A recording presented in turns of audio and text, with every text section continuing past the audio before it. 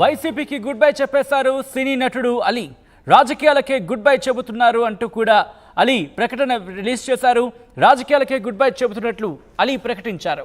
YCP ఓటమితో రాజకీయాలకు అలీ దూరమయ్యారు. గత ప్రభుత్వంలో ఎలక్ట్రానిక్ మీడియా సలహాదారుడిగా పనిచేశారు నటుడు అలీ. ఇకపై సినిమాలపైనే ఫోకస్ చేస్తారన్నారు ఆయన. నేను కామన్ మ్యాన్గానే ఉంటాను. వ్యక్తిగతంగా నేను ఎవరిపైనా ఎప్పుడూ విమర్శలు చేయలేదు. కేవలం పార్టీ చేసిన కార్యక్రమాల గురించే మాట్లాడాను. నాకు అన్నం పెట్టింది సినిమా ఇండస్ట్రీని. సేవాభావంతోనే రాజకీయాల్లోకి వచ్చాను తప్ప రాజకీయం చేయడానికి మాత్రం నేను రాలేదంటూ కూడా అలీ చెప్పుకొచ్చారు. దానికి సంబంధించిన బ్రేకింగ్ న్యూస్ చూస్తున్నారు. ఇన్ఫ్యాక్ట్ అక్టోబర్ 27, 2022న ఆయన ఎలక్ట్రానిక్ మీడియా సలహాదారుడిగా ఆయన నియమించింది అప్పటి ప్రభుత్వం. ఆ నేపథ్యంలో 2019 ఎన్నికలకు ముందు ఆయన పార్టీలో జాయిన్ అయ్యారు, వైసీపీలో జాయిన్ అయ్యారు. అప్పుడు ఎమ్మెల్సీ వస్తుందా లేకపోతే రాజ్యసభ రావచ్చంటూ కూడా ప్రచారం జరుగుతున్న పరిస్థితి. ఆ తర్వాత ఎలక్ట్రానిక్ మీడియా సలహాదారుడిగా నియమిస్తూ అప్పటి వైసీపీ ప్రభుత్వం నిర్ణయం తీసుకుంది. తర్వాత ఆయన ఎలక్ట్రానిక్ మీడియా సలహాదారుడిగా కంటిన్యూ అయ్యారు. ఈ నేపథ్యంలో కొద్దిసేపటి క్రితం ఆయన వైసీపీకి గుడ్ బై చెప్పేశారు. వైసీపీకి రాజీనామా చేశారు నటుడు అలీ. వైసీపీకి గుడ్ బై చెప్పేశారు సినీ నటుడు అలీ. రాజకీయాలకే గుడ్ బై చెబుతున్నట్లు అలీ ప్రకటించారు. వైసీపీ ఓటమితో రాజకీయాలకు అలీ దూరమయ్యారు. గత ప్రభుత్వంలో ఎలక్ట్రానిక్ మీడియా సలహాదారుడిగా పనిచేశారు నటుడు అలీ. ఇకపై సినిమాలపైనే ఫోకస్ చేస్తాను. నేను కామన్ మ్యాన్గానే ఉంటాను. వ్యక్తిగతంగా నేను ఎవరిపైనా ఎప్పుడు విమర్శలు చేయలేదు. కేవలం పార్టీ చేసిన కార్యక్రమాల గురించే మాట్లాడాను. నాకు అన్నం పెట్టింది సినిమా ఇండస్ట్రీని. సేవాభావంతోనే రాజకీయాలకు వచ్చాను తప్ప రాజకీయం చేయడానికి మాత్రం తాను రాలేదంటూ కూడా అలీ చెప్పుకొచ్చారు. ఇంకా అలీ ఏమన్నారు ఇప్పుడు చూద్దాం. అస్సలాము అలైకుం రహమతుల్లాహి బర్కాతుహు. మిత్రులారా, 1999లో నేను రాజకీయాల్లో అడుగుపెట్టాను. మా పెద్దాయన డాక్టర్ డి రామానాయుడు గారి కోసం. ఎందుకంటే నేను చైల్డ్ ఆర్టిస్ట్ తర్వాత నేను మళ్ళీ ఒక వయసు వచ్చిన తర్వాత నాకు అద్భుతమైన అవకాశం ఇచ్చి ప్రేమ ఖైదీ అనే సినిమాతోటి మళ్ళీ నా కెరీర్ స్టార్ట్ అయింది చైల్డ్ ఆర్టిస్ట్ తర్వాత. అలాగే వారు బాపట్ల నుంచి ఇలాగ నేను ఎంపీగా నుంచుంటున్నాను రా, నువ్వు రావాలి, నా క్యాన్వాస్ చేయాలి అనగానే తప్పకుండా గురుగారు, ఎందుకంటే మీ సినిమా తర్వాత నేను మళ్ళీ ఒక ఆర్టిస్ట్గా నేను ఎదిగాను, సో డెఫినెట్గా నేను వస్తాను అని చెప్పి వెళ్ళటం జరిగింది. అప్పుడు టీడీపీ హయాంలో దాదాపు ఒకే పార్టీలో 20 సంవత్సరాలు నేను ఉన్నాను. తర్వాత మళ్ళీ ఇటు రావడం జరిగింది. నాకు అన్నం పెట్టింది ఫస్ట్ నా తెలుగు ఇండస్ట్రీ, నా తెలుగు ప్రజలు, ప్రేక్షక దేవుళ్ళు, నా నిర్మాతలు, నా డైరెక్టర్సు, నా హీరోలు. ఈ రోజున ఈ రేంజ్లో నేను ఎదిగాను. 45 సంవత్సరాలు ఇండస్ట్రీలో ఉన్నాను. దాదాపు 1200 సినిమాలు పైచిలుకు యాక్ట్ చేయడం జరిగింది. 6 భాషల్లో యాక్ట్ చేయడం జరిగింది. ఓకే, నేను దయాగుణం ఉంది, భగవంతుడు ఇచ్చాడు కాబట్టి నాకు రాజకీయం తోడైతే కొద్దిగా 10 మందికి నేను సహాయపడగలను అనే ఉద్దేశంతో రాజకీయాల్లోకి వచ్చాను తప్ప రాజకీయాలు చేయాలని రాజకీయాల్లోకి రాలేదు.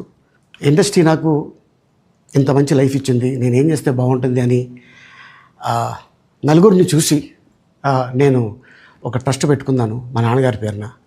దాదాపు 16 సంవత్సరాలు అవుతుంది నేను ట్రస్ట్ పెట్టుకొని. ఏ రోజు కూడా ఈవెన్ దో కోవిడ్లో కూడా ప్రతి నెల వాళ్ళకి 1000 రూపాయలు నేను సాయం చేసేవాడిని. కోవిడ్లో కూడా ఆపకుండా అలా కంటిన్యూగా సాయం చేస్తూనే ఉన్నాను. చాలామందిని నా కుటుంబంలో అవ్వచ్చు, బయట వాళ్ళు అవ్వచ్చు, చుట్టాల్లో అవ్వచ్చు, చాలామందికి చదివించాను నేను. అండ్ అలాగే మా తల్లిదండ్రులు నాకు ఇచ్చిన ఆ ఒక గుణం అది అందరితో పంచుకోవాలని చెప్పి ఉద్దేశంతో నేను ట్రస్ట్ కూడా పెట్టుకున్నాను. నా ఇన్కంలో దాదాపు 20% నేను ట్రస్ట్కి ఇవ్వటం జరుగుతుంది.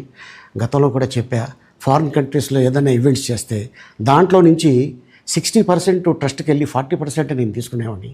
సో ఇట్లాగా చాలా సేవలు చేసి ఉన్నాను కాబట్టి ఈ మాట కూడా నేను మీకు చెప్పుకుంటున్నాను.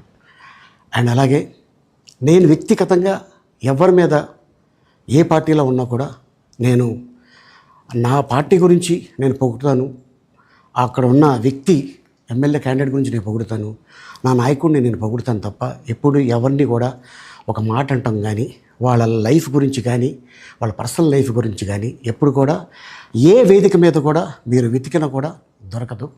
అండ్ అలాగే సో నేను ఈ రోజున మీ ముందుకి రావడానికి కారణం ఏంటంటే నేను ఏ పార్టీ మనిషిని కాదు, ఏ పార్టీ సపోర్టర్ని కాదు. ఐఎమ్ జస్ట్ కామన్ మ్యాన్గానే ఉండి ఇక నా సినిమాలు నా షూటింగ్లు నేను చేసుకుందాం అని చెప్పేసి అనుకుంటున్నాను. That's it. ఈ మాట చెప్పడానికే నేను మీ ముందుకు వచ్చాను. సో నేను ప్రతి 5 సంవత్సరాలకు ఒకసారి ఎలక్షన్లో మీరు వెళ్ళి ఎలా ఓటేస్తారో నేను కూడా ఒక కామన్ మ్యాన్గా వెళ్ళి ఓటేసేస్తాను. సో రాజకీయాలకి స్వస్తి, గుడ్ బై, థ్యాంక్ యూ.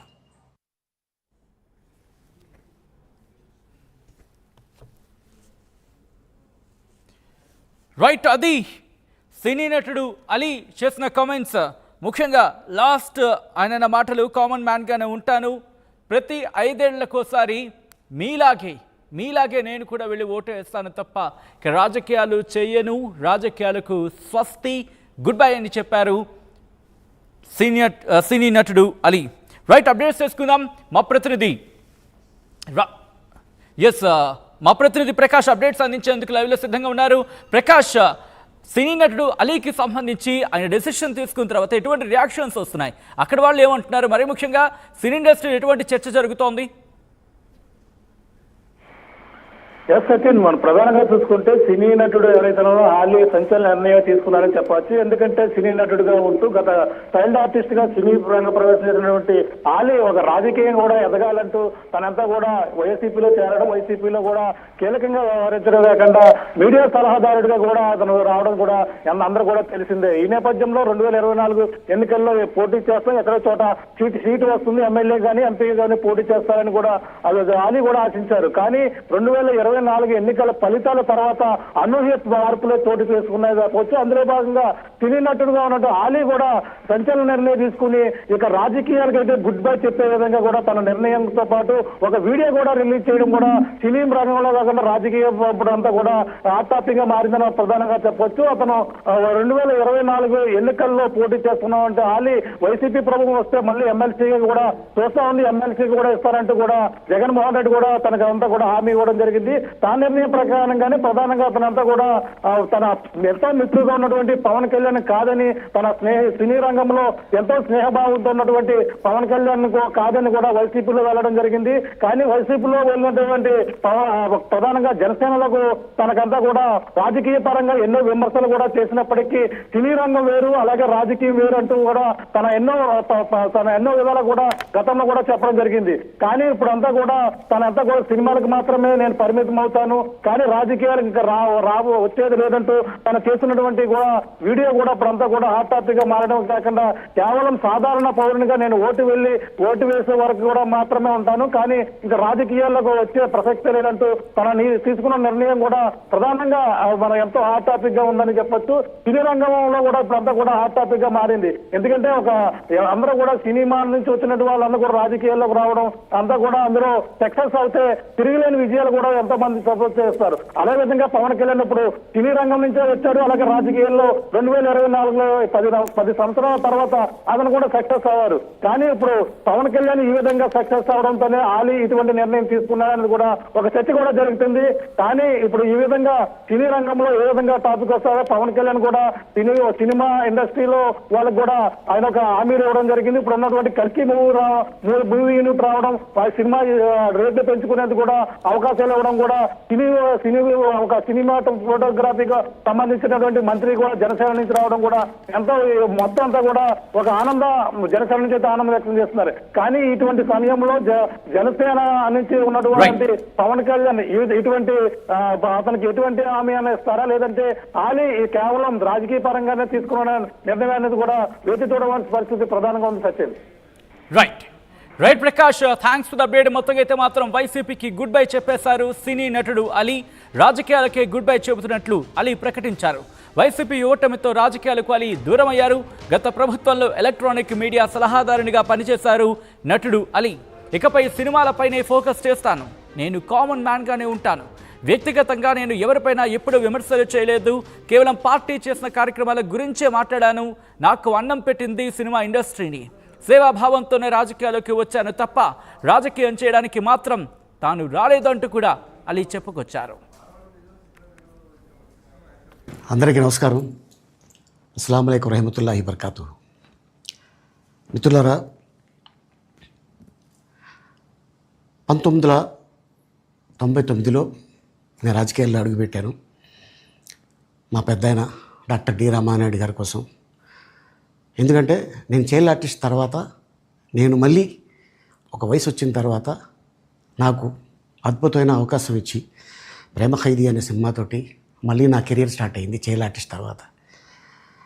అలాగే వారు బాపట్ల నుంచి ఇలాగ నేను ఎంపీగా నుంచుంటున్నాను రా, నువ్వు రావాలి, నా క్యాన్వాస్ చేయాలి అనగానే తప్పకుండా గురుగారు, ఎందుకంటే మీ సినిమా తర్వాత నేను మళ్ళీ ఒక ఆర్టిస్ట్గా నేను ఎదిగాను, సో డెఫినెట్గా నేను వస్తాను అని చెప్పి వెళ్ళటం జరిగింది. అప్పుడు టీడీపీ హయాంలో దాదాపు ఒకే పార్టీలో 20 సంవత్సరాలు నేను ఉన్నాను.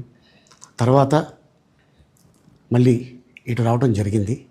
నాకు అన్నం పెట్టింది ఫస్ట్ నా తెలుగు ఇండస్ట్రీ, నా తెలుగు ప్రజలు, ప్రేక్షక దేవుళ్ళు, నా నిర్మాతలు, నా డైరెక్టర్సు, నా హీరోలు. ఈ రోజున ఈ రేంజ్లో నేను ఎదిగాను. 45 సంవత్సరాలు ఇండస్ట్రీలో ఉన్నాను. దాదాపు 1200 సినిమాలు పైచిలుకు యాక్ట్ చేయడం జరిగింది. 6 భాషల్లో యాక్ట్ చేయడం జరిగింది. ఓకే, నేను దయాగుణం ఉంది, భగవంతుడు ఇచ్చాడు కాబట్టి నాకు రాజకీయం తోడైతే కొద్దిగా 10 మందికి నేను సహాయపడగలను అనే ఉద్దేశంతో రాజకీయాల్లోకి వచ్చాను తప్ప రాజకీయాలు చేయాలని రాజకీయాల్లోకి రాలేదు. ఇండస్ట్రీ నాకు ఇంత మంచి లైఫ్ ఇచ్చింది, నేనేం చేస్తే బాగుంటుంది అని నలుగురిని చూసి నేను ఒక ట్రస్ట్ పెట్టుకున్నాను మా నాన్నగారి పేరున. దాదాపు 16 సంవత్సరాలు అవుతుంది నేను ట్రస్ట్ పెట్టుకొని. ఏ రోజు కూడా, ఈవెన్ దో కోవిడ్లో కూడా ప్రతి నెల వాళ్ళకి 1000 రూపాయలు నేను సాయం చేసేవాడిని. కోవిడ్లో కూడా ఆపకుండా అలా కంటిన్యూగా సాయం చేస్తూనే ఉన్నాను. చాలామందిని నా కుటుంబంలో అవ్వచ్చు, బయట వాళ్ళు అవ్వచ్చు, చుట్టాల్లో అవ్వచ్చు, చాలామందికి చదివించాను నేను. అండ్ అలాగే మా తల్లిదండ్రులు నాకు ఇచ్చిన ఆ ఒక గుణం అది అందరితో పంచుకోవాలని చెప్పి ఉద్దేశంతో నేను ట్రస్ట్ కూడా పెట్టుకున్నాను. నా ఇన్కంలో దాదాపు 20% నేను ట్రస్ట్కి ఇవ్వటం జరుగుతుంది. గతంలో కూడా చెప్పా, ఫారిన్ కంట్రీస్లో ఏదైనా ఈవెంట్స్ చేస్తే దాంట్లో నుంచి 60% ట్రస్ట్కి వెళ్ళి 40% నేను తీసుకునేవాడిని.